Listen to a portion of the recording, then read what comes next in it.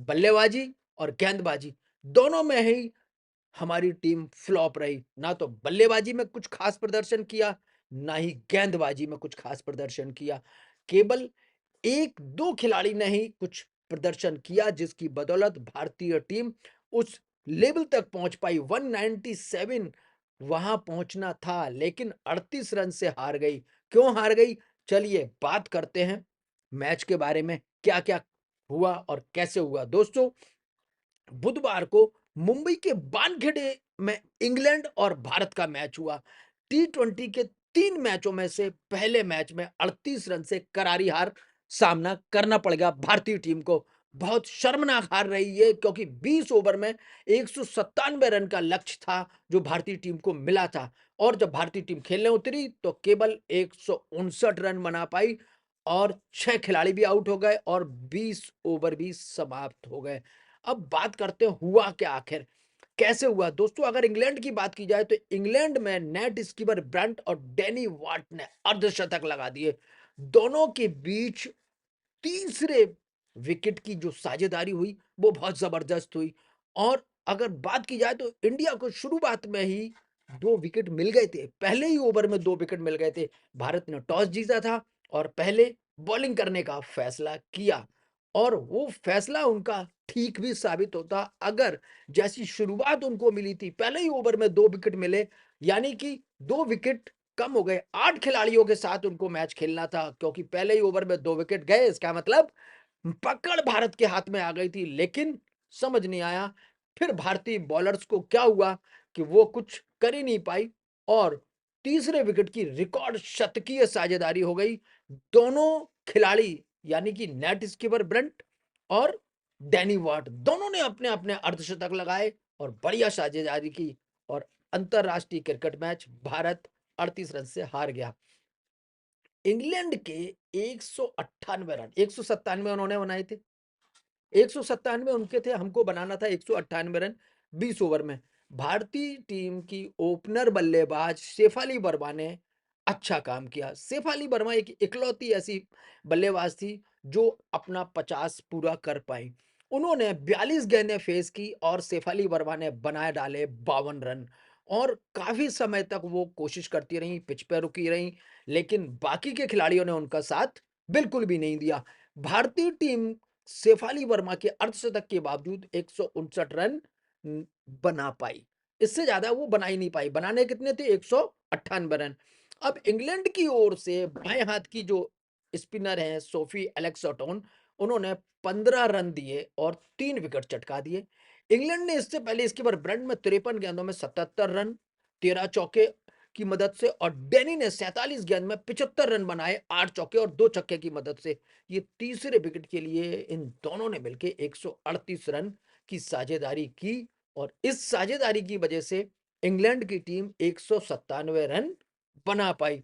इन दोनों ने उस समय भारत के खिलाफ इंग्लैंड की जो पहली शतकीय साझेदारी, जबरदस्त साझेदारी की और जब भारत बहुत मजबूत स्थिति में अपने आप को समझ रहा था पहले ओवर में ही 2 विकेट लेकर, लेकिन 2 विकेट गंवाने के बाद जब इंग्लैंड की टीम संकट में थी, तो इन दोनों ने आके अपनी टीम को सँभाला और शतकीय साझेदारी कर ली।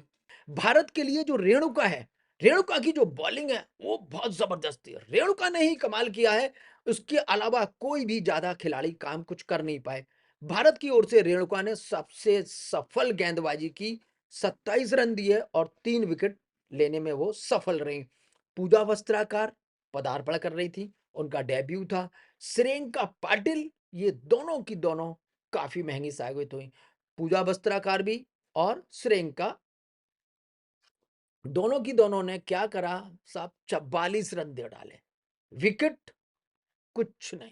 श्रीलंका को 2 विकेट मिले और पूजा की झोली खाली रही। तो अब आप समझिए कि पूजा वस्त्राकार ने 44 रन दिए, कोई विकेट ही नहीं मिला उनको। अब स्मृति मंधाना बल्लेबाजी करने आई, थोड़ी-सी टिकी लेकिन 6 रन। तीसरे ही ओवर में स्मृति मंधाना चलती बनी।